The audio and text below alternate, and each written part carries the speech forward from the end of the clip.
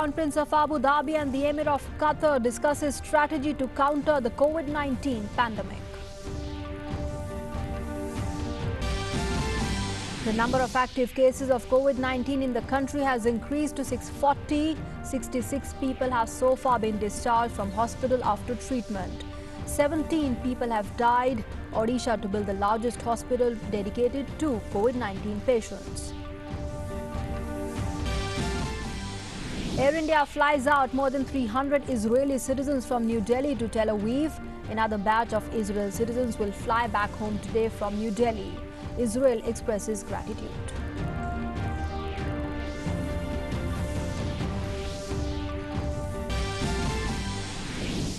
Central government issues guidelines to maintain the availability of the essential commodities. The Home Affairs Ministry instructs the chief secretaries of all the states to facilitate the home delivery, e-commerce and the supply of essential goods. The global death toll from COVID-19 has crossed 21,000, with more than 4.5 lakh people infected with the virus. COVID-19 cases in the US surpasses the tally of China. And first up, RBI Governor Shaktikanta Das today reduced the repo rate by 75 basis points to 4.4%, and the reverse repo rate has been reduced by 90 basis points to 4%. Well, in fact, these are in the series of the steps that have been taken by the central bank as far as mitigating the economic impact of the COVID-19 is concerned. All right, let's now go across to our correspondent Shama Mishra. Shama, there we understand that, of course, a slew of decisions have been taken by the central bank, very important one as far as EMIs are concerned, as far as panic withdrawal is concerned. The RBI governor has made it clear there's clearly no need as far as panic withdrawal is concerned. So they're taking a lot of steps, as far as mitigating the economic impact of COVID-19 is concerned. In fact, also making it clear that shallow recovery is expected, but taking steps as far as CRR and reverse repo rate is concerned. Well, definitely, this was the much-needed press conference and the statement from the Reserve Bank of India, the Central Bank of India's governor's statement. And he did mention a lot of measures that will be now injected in the economy to keep the economy going strong. Many takeaways from this particular statement. First and foremost is the repo rate that has been reduced by 75 basis points, 0.75%. Now that stands at 4.4%.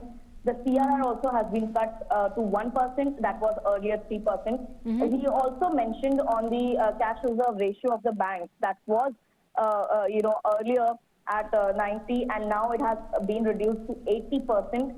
This would be, starting onwards March 28. Also, all banks, the NBFCs would be allowed a 3-month moratorium for the EMIs. Now that that brings a relief to a lot of people. Also, the EMIs would be eased. The commercial banks and NBFC, like we mentioned, that they have been permitted. So this will bring a relief on the installments of all term loans. A lot of measures he has mentioned, that the liquidity expansion he has mentioned measures. Reinforcing monetary transformation he has also said. Then a few points that I already mentioned earlier. But the words that the choice of words that the governor has taken in this statement really assures each and every depositor, each and every Indian citizen, and these words are like earlier when he started his statement, he did mention about the menace of COVID-19 and how it is affecting our economy. Then he did mention this situation will pass, and tough times would pass, but tough speed would be lasting. So that is the Indians and the central bank and the whole of fundamentals. In the end, he did mention that the macroeconomic fundamentals of India is stronger, and when we are mentioning this, that the fundamentals of India is stronger, so that is compared to other countries as well. And we are also seeing how India is currently tackling the menace of this pandemic. He also mentioned that, like you also mentioned, that depositors' money is safe and Indian banking system is safe and sound. There is no need to panic. And we also saw after the, in Maharashtra also, and then Prime Minister Narendra Modi's address when he mentioned about the lockdown, people ran towards the ATMs and Right, Shama. started withdrawing their cash. So there Sure. also he has addressed that panic withdrawal is not required. Time to time, the ATMs are being, the cash is being put into that. The private banking system is currently safe and sound. There is no need to panic. From the Right. last Monetary Policy Committee meet that had happened, in February, from that time onwards, since that time, 208,000 Okay. crore liquidity has been injected, and that is amounting to 3.2% of the total GDP. So RBI definitely is vigilant, and the governor, Shaktikanta Das, he also mentioned that they would be taking whatever steps is required, be it conventional or non-conventional, to keep the economy headstrong. And time and again they would be reviewing how the situation is panning out, because we yesterday saw that Right. Finance Minister Nirmala Sitharaman also injected a slew of measures. She announced many measures for even the lowest people of the strata of the society. So that really goes out, that India is taking measures not just Absolutely. for one section but the entire section of the society. So yes, these are the major points, and we'll have to see how these measures are actually, playing out in the economy in times to come. Absolutely. All right, Shama, thanks very much for joining us for the moment and putting all that into perspective for us. Let's also, in fact, go across to our correspondent, Ajay Mishra, who's joining us on the phone line. Ajay, this is clearly a four-step battle plan to tackle COVID-19 economically speaking, because, these includes a big announcement on loan payment. This talks about how there's relaxing, payment pressures, ensuring liquidity, minimizing market volatility, and also a 3-month interest deferment on all the loans. So very important decisions that have been taken by the central bank, the RBI, and we are seeing clearly its impact on the market there, the market trading in the greens. Absolutely, Nancy. I think if you take it forward from yesterday's big announcement of 1.7 lakh crore rupees financial assistance to the poor and the subsistence section of the society, here is another financial package for the country, which is of the tune of 3.74 lakh crores. So yesterday, government has come up with the 1.7 lakh crores. Today, it has come up. Today, RBI along with the government has come up with 3.74 lakh crore rupees. So if you put together, this is 3.74 plus 1.7, which is almost 5.4 lakh crore rupees financial package for the country as a whole. That's point number one. Secondly, this is the liquidity injection into the system of about 3.2% of GDP, which is quite huge. Going forward for 3 months, there will be moratorium on the banks. So banks will now decide what they will have to do about the loans if they are not being repaid within 3 months.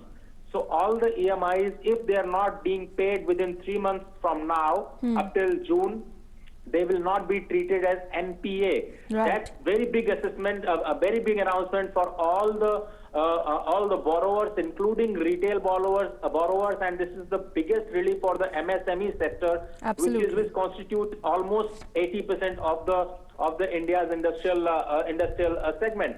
So this is huge relief for all those who are actually paying home loan EMIs, their personal loan EMIs. There is a moratorium of 3 months, so you need not to worry on these accounts. If you're not able to pay your EMIs, just don't worry. Please start paying after 3 months of moratorium is over. So now it is all likely that the banks will all not consider these non-repayment of the loans as NPA. Fourth, I think the repo rate cut of 75 basis points, along with the reverse repo rate cut and also the CRR cut of 1%. This is quite a big relief for the banking system, because banks will now have to mandatorily keep the 4% of reserves with the RBI. They will have more money in their hand to actually go and lend to those who want the money at this point in time. So you might see that some of the genuine businessmen, some of the genuine MSMEs, if they seek loan in the days to come, they will easily get it from a bank, because there will be no restriction from the RBI to actually classify it as an NPA. So that is, I think these are the announcements that everyone was waiting for. all the stakeholders of the economy, be it industry, be it the stock market, be it the international investors, they will all be happy after this big announcement from the RBI in consultation with the Ministry of Finance. Absolutely important decisions taken there by the RBI. And as far as, you're also talking about widening the MPC rate corridor. And just to add to that, Ajay, the RBI governor also said that there will be no impact on the credit history of the beneficiary. So just explain to our viewers what this would really mean, all these decisions, and, making sure that there is minimum pressure as far as repayment of EMIs and the loans is concerned. So yesterday when the finance minister was holding a press conference at National Media Center, Nancy, most of the questions that the journalists asked about what will happen to the EMIs which are not being paid by the retail and the industrial borrowers.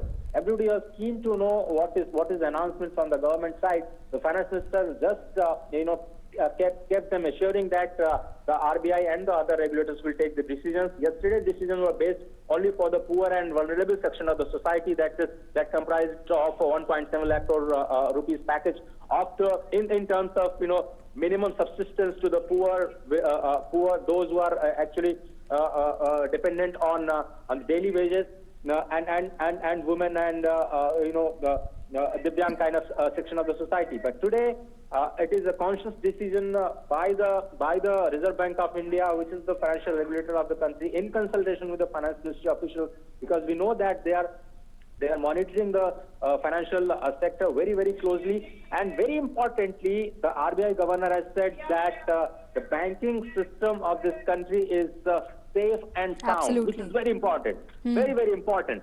And also going forward, if on the questions of GDP and the other macroeconomic indicators, I think there is a pause button both from the government as well as from the RBI. They are saying that they will not put any kind of estimate on the GDP numbers, on the inflation numbers, or any kind of macroeconomic parameters going forward. And it is a pause for 3 months.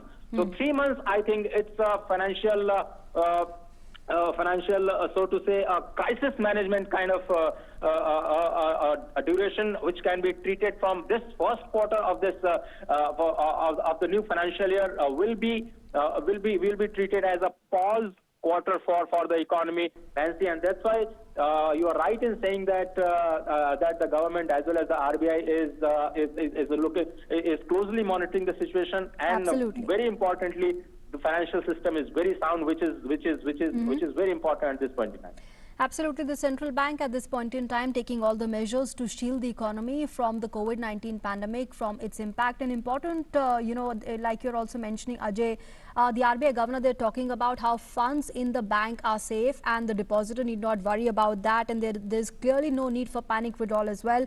And another important aspect that he touched upon is the food prices, because the RBI governor said that the food prices may soften further on back of the record food grain production. So there's been concern in various domains as far as food prices are concerned, Ajay, and that's clearly been addressed right now in that presser.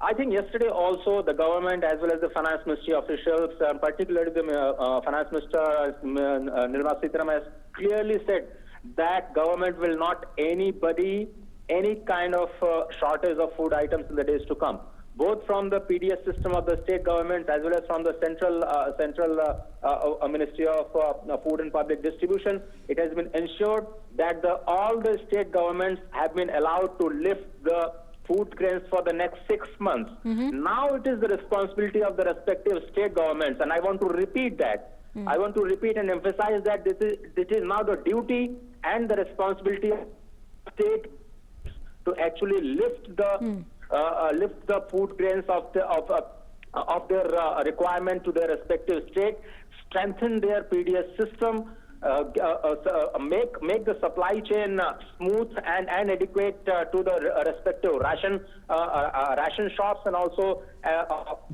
make all the digital arrangements to actually ensure that the benefits of this free food grains actually reaches to the beneficiary. That's point number one. Secondly, we are at the record food grain production. That's undoubtable, and the government, as RBI, has assured the whole nation that there is no dearth of any kind of food productivity. So hoarding, and I'm repeating that hoarding will not be spared at any cost, and those who are trying to actually hoard and and make some quick money out of that, they will not be spared by the law authorities. That is very clear. So Absolutely. going forward, I think the government has made it clear that there is no dearth of food production, there are no dearth of necessary food grain items, and it will be given free for all the vulnerable section of society, and people in general need not hold and go for panic buying. And also, on topmost priority is now from the state government side to actually reach those benefits to the intended beneficiary. That's very important, Nancy. Absolutely. And Ajay, my last question, we're already seeing the impact of these big decisions taken by the central bank on the markets, the Sensex rallying over 900 points and Nifty topping 9,000 level. I think I'm not very worried about the stock market movement. Up till end of June, there will be volatility in the stock market. There are very few quarter of the people who are actually exposed to this financial market. Only 2 to 3 crore people put their money into this volatile market. Let the business channels focus 24/7 on that. As a news and the general news channel and public broadcaster of the country, I am more worried on the macroeconomic and financial situation of the country. And I'm very happy that governor has assured the nation and the world that the financial system is quite safe and sound. This point in time, stock markets will adjust to the realities and forward-looking weather going forward. I'm actually not worried on that. All right, Ajay, thanks very much for joining us for the moment and putting all those developments into perspective for us. We'll, of course, continue our coverage on COVID-19, but going in for a short break here. There's more coming up. Stay with us.